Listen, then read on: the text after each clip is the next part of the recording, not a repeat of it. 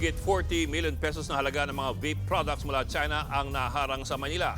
Unang dineklarang general merchandise sa mga kontrabando. Nasa frontline na balitang yan si Mon Gualvez. Bulto-bultong vape products ang ininspeksyon ng Bureau of Customs sa Maynila. Aabot sa 81,000 pirasong vape ang naharang nila mula China.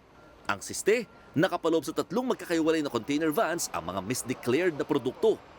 Una raw kasing sinabing general merchandise ang laman ng mga container na may nakapaloob na kitchenwares at cutting boards.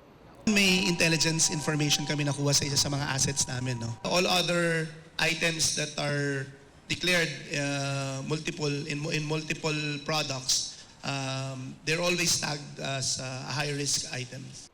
Nagkakahalaga ng 40.5 million pesos sa mga kontrabando. Babala ng mga otoridad, mas delikado sa kalusugan kung nakalusot at naibenta ito sa merkado dahil hindi dumaan sa mga pagsusuri at regulasyon ng pamahalaan. Kung susuriin, hindi mo talaga akalaing iligal yung mga nakumpiskang vape products. Kasama rin kasi sa disenyo ng packaging nito, yung mga pangkaraniwang health warning, gaya nito. Paniniguro ng customs, walang makakalusot sa mga nakumpiskang vape products. Yun nga lang, hindi rin nila ito pwedeng basta-basta sirain. May mga implication yan. Unang-una, yung mga devices na yan could be an environmental hazard. Yung mga laman na chemicals can also cause some irritation, no, when you try to destroy it. Tukoy na rin ng BOC ang kumpanyang pagdadalhan sana ng mga container van. Maharap sila sa mga reklamong paglabag sa Customs Modernization and Tariff Act, pati na sa Republic Act 11900 o Vaporized Nicotine and Non-Nicotine Products Regulations Act. Hindi ito ang unang beses na may mga naharang na illegal na vape products.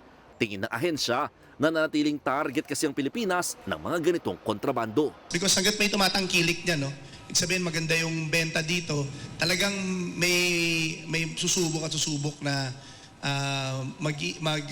smuggle yan. Nagbabalita mula sa Frontline, Mon Gualvez, News 5.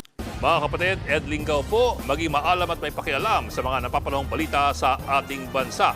Para sa mas malilimang pagtalakay at paghimay sa mga issue at headlines, mag-follow at mag-subscribe sa social media pages ng News 5.